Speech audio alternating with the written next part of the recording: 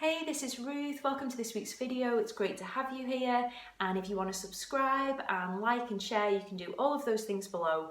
And today, to start off the new year 2020, I want to talk about the idea of starting a meditation practice. And if you find it very difficult to sit still or contemplate sitting quietly and not moving in a Zen-like state, what other kinds of opportunities there are to get into that meditative practice, that meditative state that do not involve sitting still and involve elements of movement. So today I want to talk very specifically about a movement practice that I have experienced and have been getting more into recently, which is called 5Rhythms. And I want to talk about how we can use movement and becoming more into our bodies through dance and through that movement, and how that can have a really healing meditative quality of its own. So when we think about meditation, and one of the biggest blocks to meditation from people I've spoken to is this idea that we have to sit still and empty our minds, and this kind of idea of a Zen-like Buddha sitting on a cushion and emptying his mind of all thoughts and not having any fidgetiness and being able to sit completely still.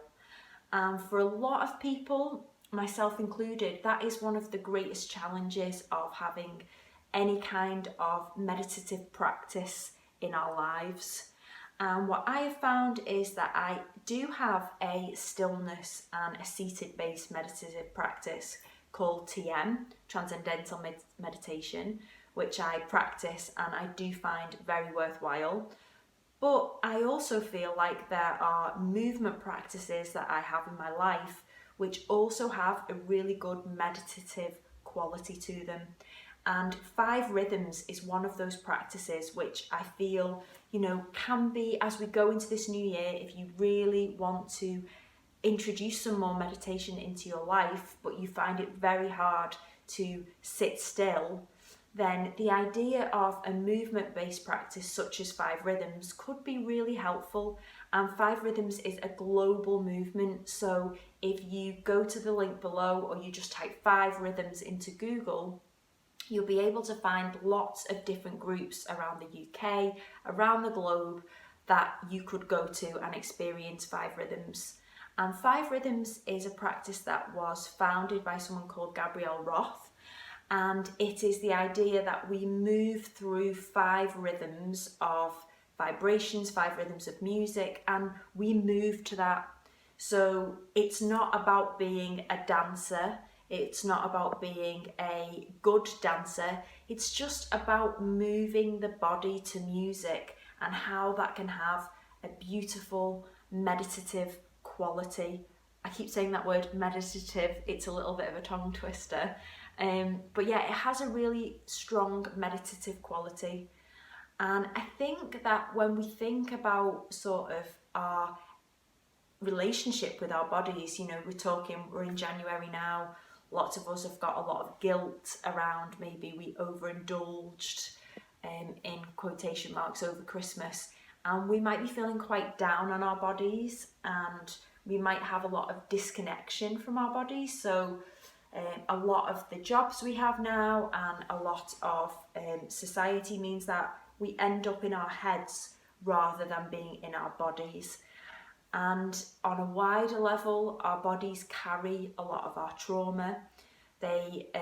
So for example, if something really difficult happens in your life and you are in a physical accident, or you just go through a very difficult time emotionally, we don't just feel that in our minds, we also can experience that in the body, whether that is through muscle tension, knots in our back, knots in our shoulders, tummy cramps.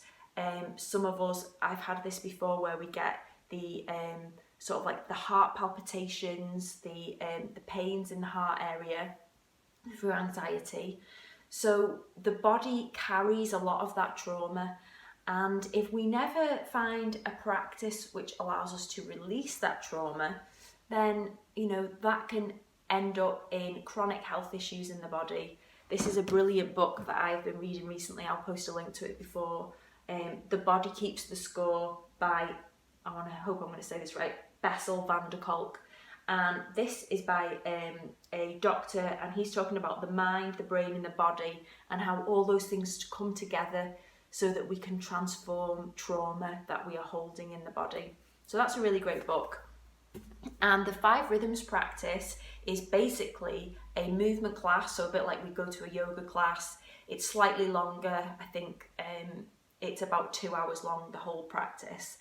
And it's very much a kind of, there is a guidedness to it, so you're in your own experience and you are not following choreographed moves, but normally there is a guide, someone who is sort of facilitating the session. They're not so much a teacher, but they are there to choose the rhythms that you are going to move through, and they are going to choose the vibrations and the music, and they're going to help to create a safe space for you to explore what you want to express through your own body.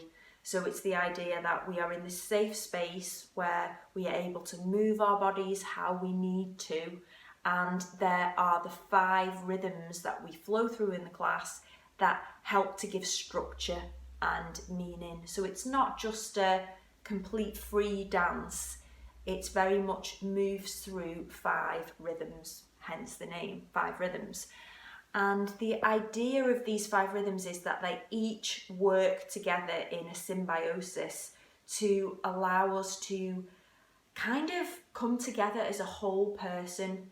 So for example, a lot of us, me included, can become kind of disconnected from parts of ourselves, and then we aren't able to be in the world and go through our emotions and our experiences as a whole person. So the idea is that by moving through the different flows of the 5 stages, that we're able to really begin to embody all of those parts of ourselves. And by the time the practice ends and we come to a sharing circle, then we really feel like we've moved through a whole experience as a person, us as a person in the context of all the other people who have shared the 5 Rhythms experience with us, because within the class you are in your own zone of movement, but you are also interacting with all of the other people around you. If you want to, you can touch and play and kind of have that interaction with other people in the group as a form of partnerships and little mini groups. And the 5 rhythms that you move through in the class are, to start off with, there is the flow. So we move through a flowing practice, which is very much, for me, in my own words and my own experience, is the idea of the kind of like feminine flow and movement and kind of like that water energy of us being able to just allow ourselves to let go and go downstream with the movement and creating these beautiful circular shapes. It's all very feminine and curvy and really accessing that femininity which lies within all of us. So that's not just for women, that is for men as well. And it lies within every single one of us. Obviously in women it tends to be more the dominant energy. So that flow really allows us to access that within ourselves. And then we move on to the staccato rhythm and wave, which is much more jagged edges. So it's much more about making sort of geometric shapes and clean lines and accessing those edges within ourselves and that kind of more masculine energy, which again lies within all of us. So it's important, particularly in my own experience. You know, I can be very good at the sort of like the sensual flow and the feminine energy, but it's harder for me to really go out there and be able to bring my masculine side out because I'm quite afraid of that within myself. So the staccato part of the rhythm is all about creating those kind of more edged shapes. And the music that's played really helps to facilitate that sort of flow through that energy. And after that, we have the chaos stage, which is by far, for me personally, the most challenging, because it is the chance to really get primal and scream and express and stamp and shake and be ugly and be nuts. Like, I always joke that there is an episode of Peep Show, which is one of my favourites. I think it's season 2. I'm going to post a YouTube clip so you can see it. And Mark and Jeremy's partner, I can't remember her name, she's the American one. Yeah, I can't remember. But they all go to this 5Rhythms group with Sophie, who Mark likes from work. And it's just basically a 5Rhythms group. And it's absolutely hilarious, because this idea that you are suddenly in this room full of all of these people who are just letting loose, and if someone walked in, it looks completely bonkers. And you really get that through the 5Rhythms section in Peep Show, like the lack of boundaries, the idea that it's so against the norm of what we're used to experiencing. And so it's really interesting in chaos what that can bring up. You know, some people seem like, you know, chaos is their thing, like they can embrace that. And for me, through doing the practice, like I've learned that I need to embrace chaos more in the practice, but that's also a reflection of my own life as well. So that is the third stage. And then we move on to lyrical, which is very much about finding what's easy and what feels good for us. So I always think about that as becoming into our own intuition.